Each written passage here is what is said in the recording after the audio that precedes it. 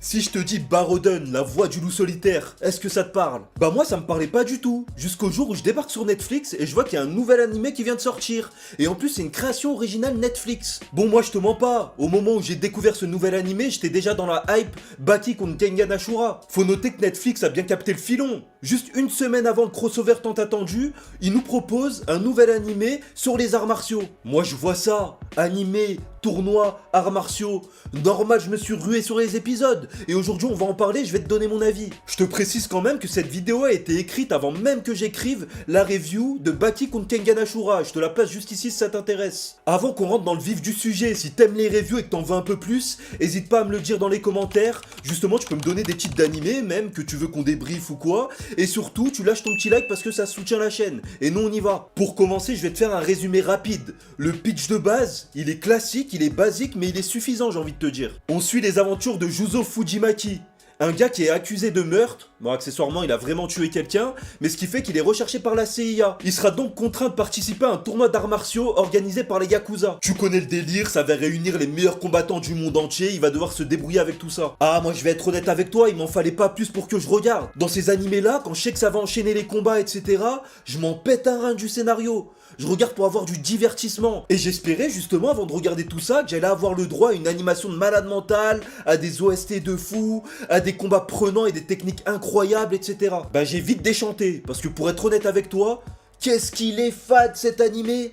Oh, il m'a fait l'effet d'un yaourt nature. Ça veut dire que tu le manges, mais quand tu l'as terminé, t'as pas l'impression d'avoir mangé. Bien sûr, mon but dans mes vidéos, c'est pas de cracher gratuitement sur les animés, mais je vais te donner des arguments qui vont t'expliquer pourquoi j'ai pas apprécié personnellement. Déjà, ce qui m'a déçu, c'est qu'avec une histoire aussi creuse, t'as intérêt à nous proposer une animation de malade.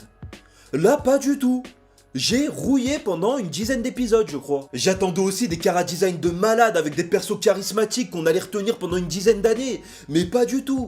Déjà, juste le personnage principal.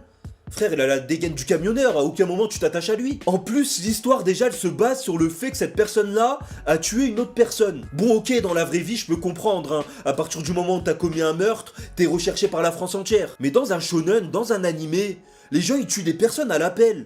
À quel moment ça c'est un prétexte, un motif pour mettre en avant un personnage principal? Lui, dans le shonen, il a tué qu'une seule personne. Et en plus, apparemment, c'était de la légitime défense et je voyais les traquer comme Jack Mesrine. Pour te dire, c'est même allé interroger des Yakuza pour savoir s'ils avaient des informations sur ce gars. Tu fais partie du FBI. Tu vas interroger les Yakuza.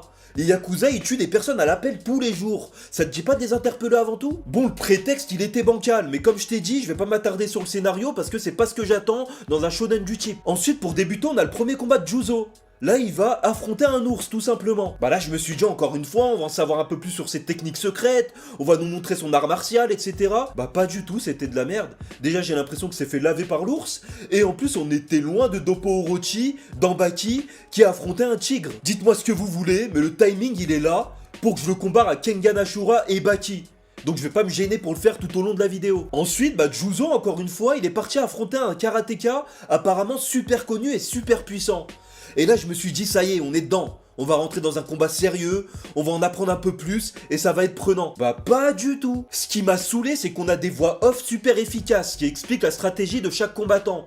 Et pour le coup, c'est cher détaillé, ça a l'air crédible, etc. Mais dans l'animation, dans le scénario, dans la mise en place, y a rien de ce qu'on nous dit. Le combat en lui-même, il avait rien de passionnant. Et l'impact des coups, on n'arrive pas à le ressentir derrière l'écran. On a l'impression que c'est un combat de catch où ils font semblant de se frapper. L'animation, tu t'en doutes, les trois quarts c'est des plans fixes, et il n'y a rien de dynamique dedans. J'ai l'impression qu'ils ont placé tout le budget dans l'animation des décors. Parce que quand tu vois les feuilles, la mer, l'eau, les roches, là c'est super bien animé, c'est super beau.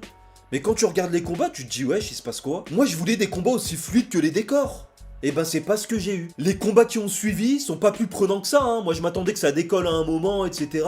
Mais pas du tout, à aucun moment je suis rentré dans l'histoire. À un moment par exemple, on a Juzo encore une fois qui affronte un ennemi. Et il va lui placer une guillotine. Mais la guillotine, en termes d'impact de coup, t'as même pas l'impression qu'il la serre vraiment sur son cou, et la personne en face, d'un coup, elle tourne de l'œil, elle tombe dans les vapes. J'avais l'impression qu'on était en présence de vrais acteurs, où justement la personne plaçait une guillotine, et avait peur de forcer dessus pour pas blesser la doublure en face. Mais c'est pas normal d'avoir cette impression dans un shonen de combat. Moi je voulais des dragons qui explosent, des gens qui volent, des Genkinama, envoyez les frères. Après je vais pas te mentir, avec du recul je leur ai cherché des excuses.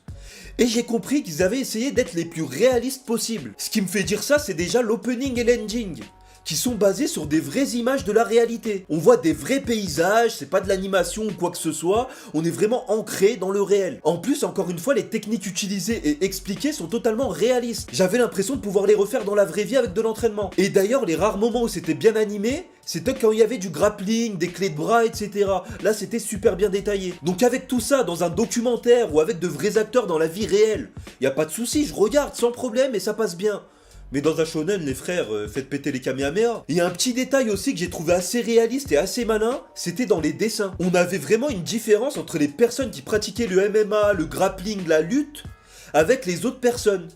Parce que ces personnes-là, ils avaient les oreilles en chou-fleur. Ça voulait dire qu'ils étaient aguerris dans leur domaine. Alors que ceux qui avaient pas ces oreilles-là, qui avaient des oreilles classiques, c'était pas des combattants d'exception. Et ça, j'ai trouvé que c'était assez utile, assez malin, et surtout, je l'avais jamais retrouvé dans un autre animé. Donc niveau réalisme, on est à fond dedans, y a pas de souci, je suis d'accord avec vous. Par contre, encore une fois, pas dans un shonen. Fais-moi un documentaire, fais-moi un film, fais-moi une série, je sais pas, un Never Back Down ou quoi, ça passe bien, y a pas de souci. Que la personne soit traquée parce qu'elle a tué une personne, y a pas de problème aussi. Mais dans un animé avec un univers où tous les jours les gens tuent des gens, bah non, c'est pas crédible du tout. Les OST aussi, parlons-en. Pour moi, les OST, les musiques dans un animé, ça fait au moins 30% de l'animé. Et là, les OST, elles faisaient mal au crâne. Ça te sortait du combat complètement, parce que j'arrivais pas à les écouter avec du plaisir. Et en plus, c'était en décalage, parce que le combat, il est mou, les voix off, elles sont dynamiques, et les OST, bah c'est du métal bien énervé, etc. Y a rien qui allait. Personnellement, avec ce cocktail-là, j'avais juste envie que le combat se termine le plus vite. Bref, encore une fois, j'ai l'air très méchant et très critique. Mais parce que j'ai capté que Netflix voulait juste surfer sur la hype Baki et Kengan Ashura pour se faire des thunes. Mais il y a eu aucun effort qui a été fait. Et parlons de cette fin aussi, je vais pas vous la spoil, hein, mais elle m'a fait l'effet d'un pétard mouillé. Tu termines et tu te dis...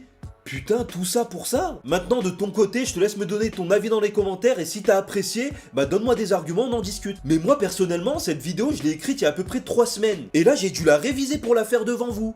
Parce que sinon, j'avais aucun souvenir de cet animé. Ni le nom des personnages, ni leur tête, ni les OST, ni quoi que ce soit. Donc ouais, encore une fois, si tu rouilles, va le regarder, c'est divertissant, on va dire. Mais jamais de ta vie tu te le remettras. Bon, c'était Mousson, on arrive à la fin de cette vidéo, j'espère qu'elle t'a plu. Si c'est le cas, comme d'habitude, tu likes, tu commentes, tu partages à tes potes. Et surtout, tu me rejoins sur tous les réseaux sociaux. Mousson TV, Mousson TV, Mousson TV. Allez, ciao!